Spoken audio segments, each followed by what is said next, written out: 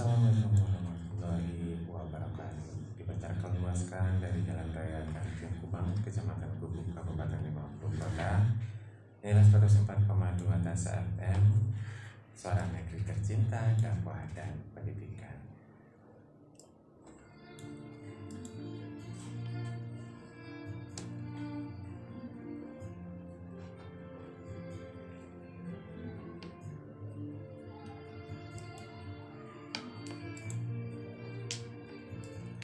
Selamat pagi sahabat saya semuanya, apa kabar pada pagi hari ini? Mudah-mudahan selalu terkabar sehat ya, dan di dalam lindungan Allah Subhanahu wa taala. Amin amin ya rabbal alamin. Dan hari ini tepatnya edisi Kamis 28 Oktober 2021. Ada Bang Chan di sini dan juga beserta Ustadz kita yang sudah berada di studio ya, yang akan memandu sahabat saya semuanya lebih kurang 2 jam ke depan di dalam program kita Tausiah Subuh ya. Dan pagi hari ini mudah-mudahan semuanya aman terkendali. Amin amin ya rabbal alamin.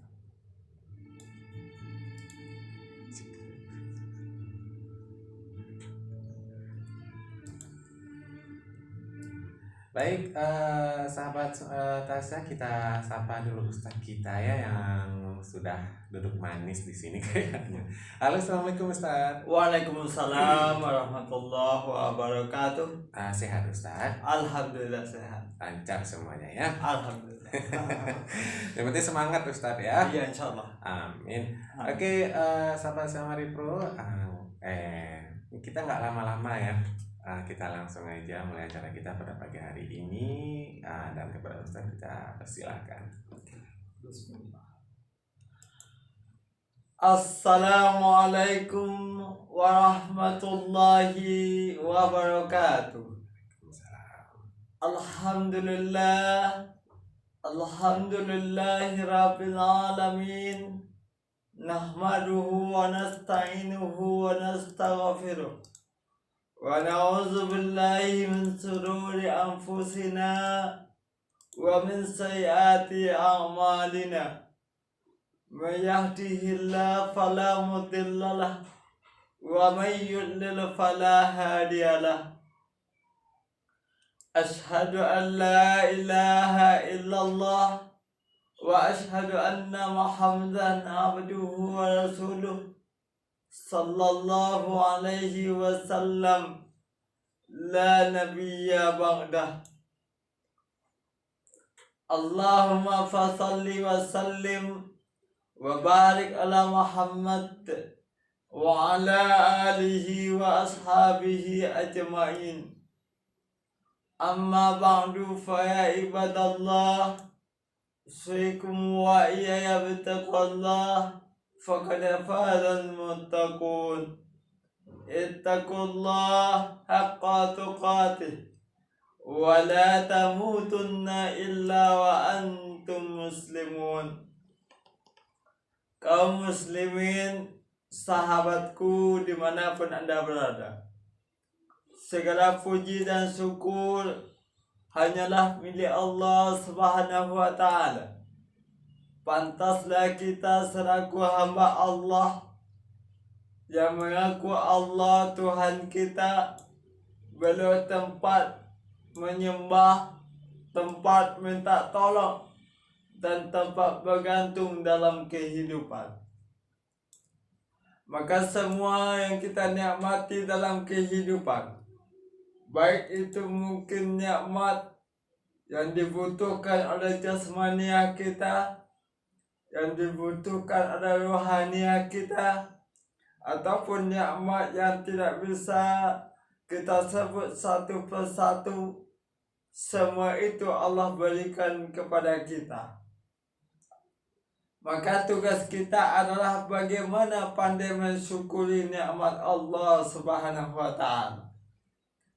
Jika kalian bersyukur kepadaku, kata Allah, la azidannakum, aku akan tambah nikmatku kepadamu. Jika kalian ingkari nikmatku, kata Allah, inna azabi lasyadid, sesungguhnya azabku sangat pedih, kata Allah. Maka ketika kita manusia, apalagi orang yang beriman kepada Allah Subhanahu wa Ta'ala, tentulah kita tidak ingin mendapatkan azab dari Allah Subhanahu wa Ta'ala. Maka salah satu untuk menjauhi azab itu adalah bersyukur atas nikmat Allah yang Allah berikan kepada kita. Kaum muslimin, sahabatku dimanapun Anda berada, salawat dan salam dengan ucapan Allahumma sholli ala Muhammad kita kirimkan untuk Rasulullah Sallallahu Alaihi Wasallam, yang mana beliau adalah suatu panutan dalam kehidupan, contoh suri tauladan yang pantas kita contoh dalam kehidupan kita, baik segala tindak tanduknya, perilakunya, akhlaknya, moralnya, perkataan beliau, ataupun dari segi ibadahnya pantas dan patut untuk kita contoh. Jangankan kita umatnya, Allah saja mengakui daripada keunggulan akhlak Rasul. Allah juga katakan, laqad kana lakum fi Rasulillahi uswatun hasanah. Dan benar-benar sungguh kata Allah, telah ada pada diri Rasulullah itu suri tauladan yang baik untukmu.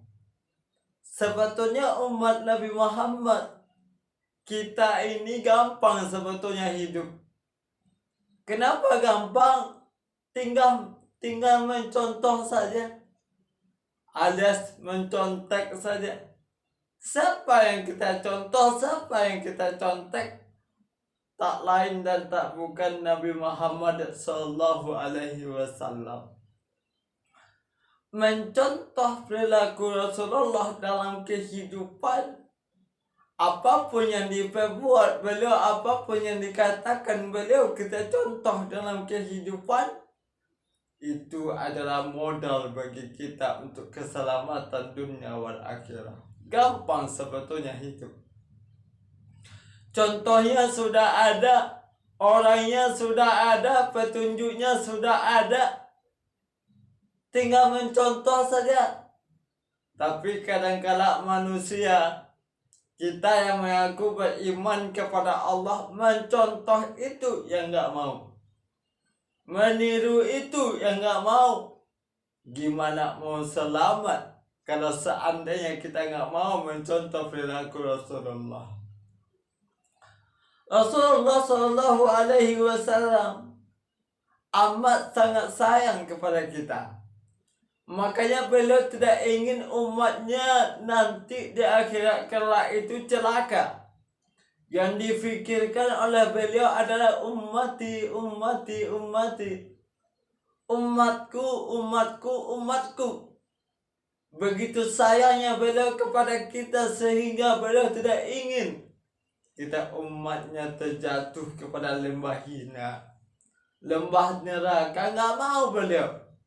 Makanya beliau tinggalkan dua petunjuk untuk kita, agar selamat dalam menempuh kehidupan.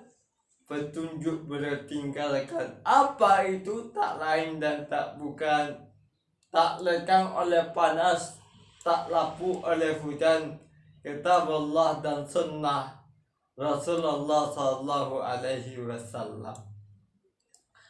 Kaum muslimin, sahabatku dimanapun Anda berada, kita manusia walaupun diciptakan oleh Allah Subhanahu wa Ta'ala dengan penuh kesempurnaan, penuh dengan kelebihan, akan tetapi bukan berarti menutup kemungkinan kalau kita manusia pantas dan mencontoh makhluk lain. Ada makhluk lain yang pantas dan patut untuk kita contoh.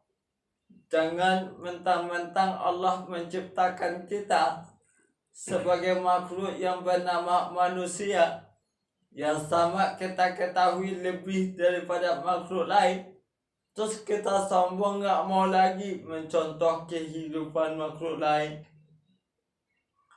Jangan seperti itu. Kadang-kadang apapun yang dimiliki oleh makhluk lain berupa kelebihan mereka pantas untuk kita contoh. Walaupun binatang sekalipun, kadang-kadang binatang itu ada yang pantas dan patut untuk kita contoh dalam kehidupan.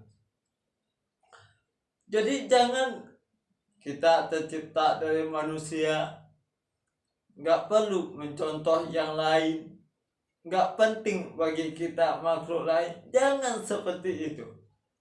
Kadang-kadang makhluk lain itu dari segi akhlaknya kadang-kadang lebih mulia daripada manusia ketika manusia gak mempergunakan akal dan iman mereka. Ini jelas kata Allah. Walaqad zara'na li jahannama katsiran minal jinni wal ins. Dan betul-betul sungguh kata Allah bahwasanya penghuni neraka jahanam itu kata Allah kebanyakan dari bangsa jin dan manusia. Siapa mereka? Yang pertama Allah katakan di sana, lahum qulubun la yaqahuna biha. Mereka diberikan hati kata Allah, tapi tidak digunakan untuk memahami dan memikirkan ayat-ayat Allah. Nah ini yang pertama. Diberikan akal oleh Allah tapi tidak digunakan untuk memikirkan ayat-ayat Allah. Apa yang dikatakan dalam Al-Quran gak diresapi, gak dijadikan suatu i'tibar, gak dijadikan suatu petunjuk dalam kehidupan. Ini artinya apa? Akalnya dan hatinya tidak digunakan untuk memahami ayat-ayat Allah. Nah ini persoalan yang pertama. Kebanyakan penghuni neraka jahanam itu kata Allah isinya jin dan manusia.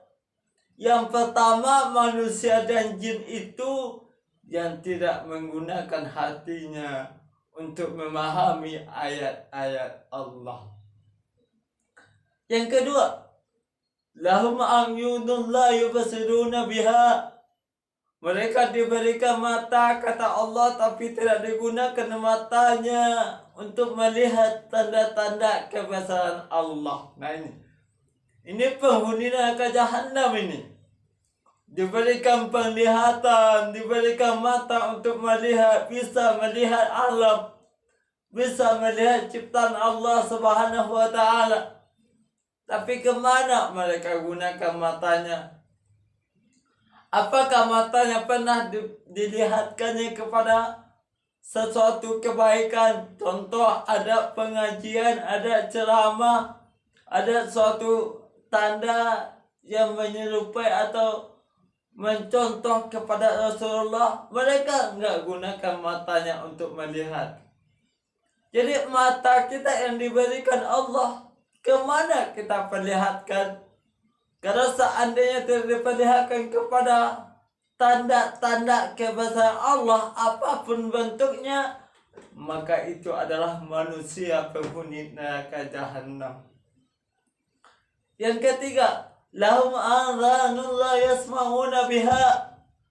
Mereka diberikan telinga kata Allah tapi tidak digunakan telinganya untuk mendengarkan seruan-seruan Allah. Nah ini ada azan di masjid, mereka enggak dengar. Ada panggilan daripada panggilan agama, mereka enggak dengar.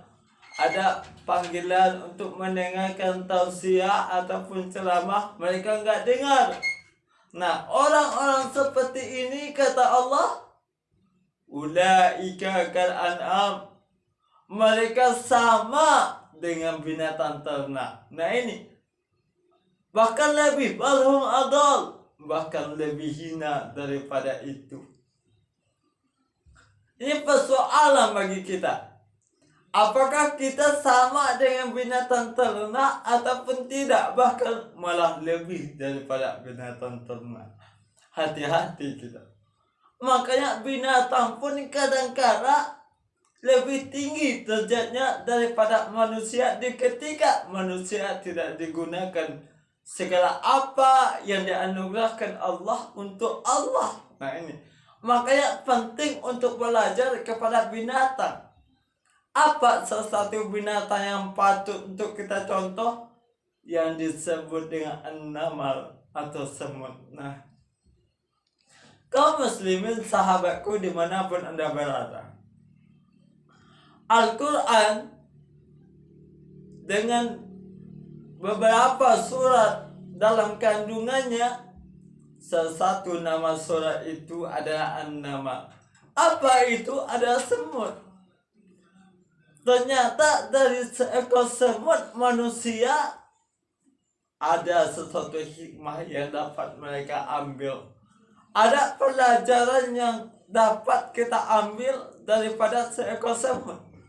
Pada pertemuan yang lalu kita telah sampaikan bahwasanya pelajaran pertama daripada seekor semut, kalau kita lihat ketika mereka berjalan, ketika bertemu, mereka sapaan. Mereka saling menyapa satu sama lain. Coba kita perhatikan semua. Itu pantas untuk kita contoh. Kita sesama muslim kalau bertemu sapaan, Assalamualaikum. Nah ini dengan kata-kata Islami yang dicontohkan oleh Rasulullah dalam kehidupan kita. Tapi kadang-kadang kita mengaku umat muslim mencontohnya bukan Rasulullah, akan tetapi orang Yahudi dan Nasara dengan kata-kata yang bukan Islami. Apapun perkataan sapaan yang tidak Assalamualaikum, yang tidak berlandaskan kepada agama Islam, semua sapaan itu bukanlah daripada agama Islam. Apapun kalimatnya, baik itu kalimatnya berupa hello ataupun hai, apapun bentuknya, bukan agama Islam. Tetapi daripada contoh semut tadi, apa maksudnya? Agama Islam mengajarkan ketika bertemu maka saling menyapa itu penting dalam kehidupan kita. Ucapkan salam, kalimat thayyibah, kalimat yang paling baik dalam menyapa saudara kita sesama muslim. Kalimat Assalamualaikum itu mengandung makna dan terjemah serta arti yang dalam, mengandung sebuah doa keselamatan atasmu. Kita mendoakan agar selamat saudara kita, keselamatan buatmu, rahmat dan berkahnya. Wah, luar biasa. Kita doakan saudara kita selamat. Kalau kita mendoakan saudara kita, malaikat mendoakan kita. Kalau kita mendoakan saudara kita selamat, malaikat pun mendoakan kita selamat. Itulah, apapun yang kita doakan, maka malaikat waktu itu, ya Allah kabulkan pula untuk hamba-Mu ini. Apa maksudnya? Ketika kita mendoakan suatu kebaikan, maka secara otomatis kita mendoakan kebaikan untuk diri kita. Ketika kita mendoakan keburukan untuk saudara kita, maka otomatis kita mendoakan keburukan untuk diri kita. Kenapa seperti itu? Doa malaikat itu seperti itu. Ya Allah kabulkan pula doa hamba-Mu ini yang mendoakan saudaranya. Makanya saling mendoakan kebaikan itu adalah suatu modal bagi kita untuk keselamatan kita. Kaum muslimin sahabatku dimanapun anda berada, itu yang pertama. Yang kedua, pada pembahasan kali ini, apalagi pelajaran yang dapat kita ambil daripada seekor semut? Semut kalau kita lihat berjalan mereka itu selalu pada jalur mereka, selalu pada jalan yang lurus. Nah ini semut ini, coba kita perhatikan. Dimanapun semut berjalan, tetap berjalan pada koridor mereka, tetap berjalan pada rel mereka, nggak pernah keluar daripada jalur jalan mereka, kecuali mereka diusik. Nah ini, tapi selagi kita nggak musik semut, mereka selalu dan tetap pada berjalan pada jalan mereka, tetap lurus. Apa maksudnya? Bahwasanya kita mencontoh daripada semut berjalan itu jalan yang lurus. Bukankah kita berdoa kepada Allah dalam kehidupan kita, dalam beribadah itu kita berdoa kepada Allah? Apa doa kita dalam surah Al-Baqarah, surah Al-Fatihah? Kita doakan itu, ihdinas siratal mustaqim. Ya Allah, tunjukkan kami, tunjuki kami jalan yang lurus. Bukankah ini sebuah doa dalam kehidupan kita, dalam ibadah kita? Apa maknanya jalan yang lurus? Jalan yang diridhoi oleh Allah Subhanahu wa ta'ala. Inilah jalan yang lurus. Kalau semut kita perhatikan jalannya itu tetap pada jalan mereka, gak pernah keluar daripada jalannya, kecuali ada usikan, kecuali ada gangguan. Kalau sudah diganggu, baru mereka kadang-kala memilih jalan yang lain. Tapi selagi mereka tidak diganggu, tetap pada jalan mereka. Kalau sebuah kendaraan kita misalkan, kita contohkan, kita ambil daripada kendaraan, contohnya kereta api. Selagi kereta api itu berjalan pada relnya, maka kereta api itu akan selamat menempuh sampai tujuannya. Tapi kalau sempat kereta api itu keluar daripada relnya, maka alamat daripada kereta api itu akan celaka. Itulah yang disebut dengan kecelakaan. Kenapa kereta api bisa kecelakaan? Karena tidak berada lagi, tidak berjalan lagi pada relnya. Seperti itu pula kita sebetulnya. Kita contohkan pula bus misalnya, mobil misalnya. Selagi mobil itu berjalan pada jalur mobil itu, maka alamat keselamatan daripada perjalanan mobil akan mereka dapatkan. Tapi kalau sudah keluar daripada jalan mobil itu, maka bisa jadi mobil akan berjalan atau akan menimbulkan suatu kecelakaan. Sama sebetulnya. Siapapun kita, asalkan kita berjalan pada rel kita, asalkan kita berjalan pada jalur kita, asalkan kita berjalan pada jalan kita, maka keselamatan itu akan menjadi milik kita. Kaum muslimin, sahabatku dimanapun Anda berada, coba kita lihat, akhir-akhir ini televisi banyak menayangkan suatu berita kecelakaan.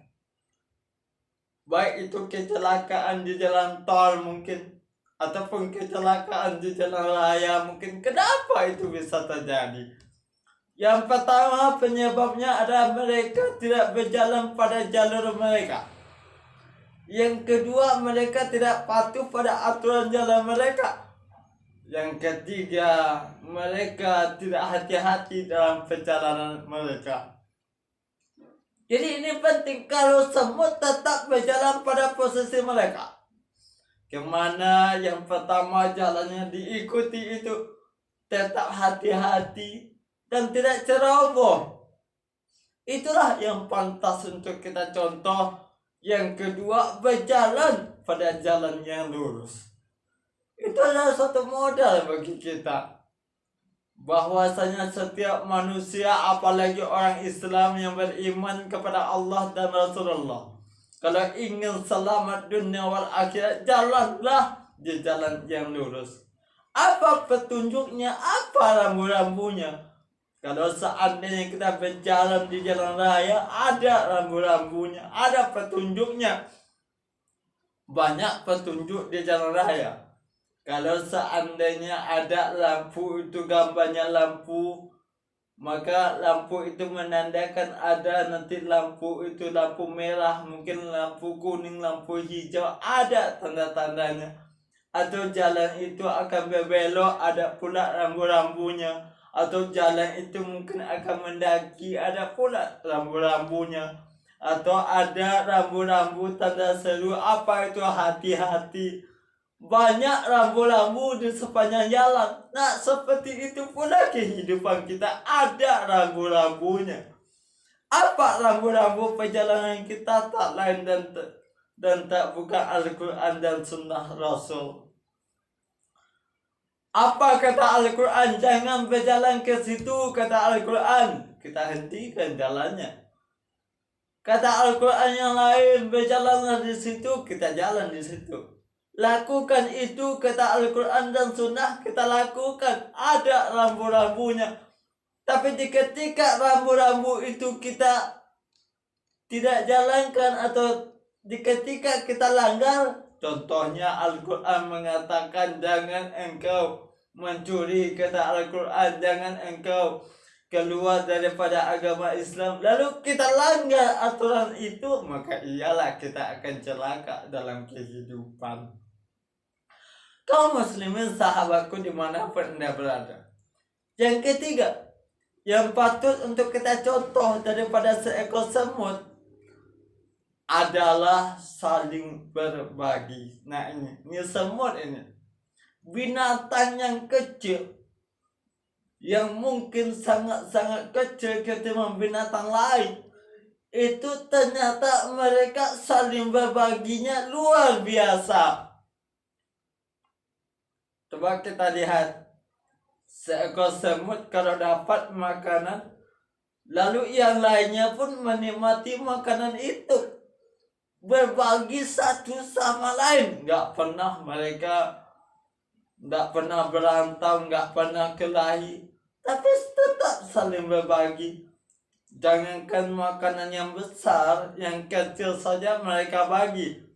Contohnya nasi kita kalau tumpah dari piring, hanya sebutir nasi lalu tumpah dari piring kita, lalu semut menemukan kalau ada teman yang lain, maka semuanya akan membawa nasi itu. Bersama-sama menikmati suatu nikmat, berbagi, saling berbagi satu sama lain. Nah inilah semut. Ini pantas untuk kita contoh dalam kehidupan. Ini mentang-mentang kita yang dapatkan, mentang-mentang hasil kerja kita nggak mau berbagi. Nggak ada dalam Islam seperti itu. Yang selanjutnya, sifat semut itu tak lain dan tak bukan gotong royong. Nah ini penting nih, kerjasama, saling tolong menolong, saling bantu membantu. Itulah semut. Kalau kita lihat semut itu rasa gotong royongnya, rasa bantu membantunya, rasa tolong menolong mereka luar biasa. Walaupun kecil, tapi kekompakannya, kebersamaannya luar biasa semut. Itu yang pantas dan patut kita contoh dalam kehidupan. Kadang-kadang sesuatu benda yang besar, mereka bisa angkat karena bersama. Apa maksudnya dalam kehidupan kita? Sebesar apapun persoalan kita, serumit apapun masalah dalam kehidupan kita, sebesar apapun beban yang kita alami dalam kehidupan, tapi kalau kita hadapi dengan kebersamaan, rasa gotong royong, saling kerjasama, tolong menolong, maka semuanya akan menjadi ringan dalam kehidupan. Itulah yang dicontohkan oleh seekor semut. Kaum muslimin sahabatku dimanapun Anda berada, jadi dari sifat-sifat semut itu, belajarlah dari seekor semut. Karena semut itu adalah binatang yang kecil yang ada di mana-mana. Itu sebagai bukti bahwasanya Allah memberikan suatu iktibar pelajaran daripada seekor semut untuk pantas kita contoh dalam kehidupan. Kaum muslimin, sahabatku dimanapun Anda berada, mudah-mudahan tausiah yang kita sampaikan pada saat ini, yaitu belajar daripada seekor semut, memberikan suatu motivasi dalam kehidupan kita. Ternyata Allah walaupun menciptakan makhluk itu kecil, tapi manfaatnya sungguh luar biasa besar dalam kehidupan. Di ketika kita menggunakan akal kita untuk mengambil suatu ilmu pengetahuan dari seekor semut, mudah-mudahan bermanfaat. Fa'tabiru ya ulil absar la'allakum tuflihun.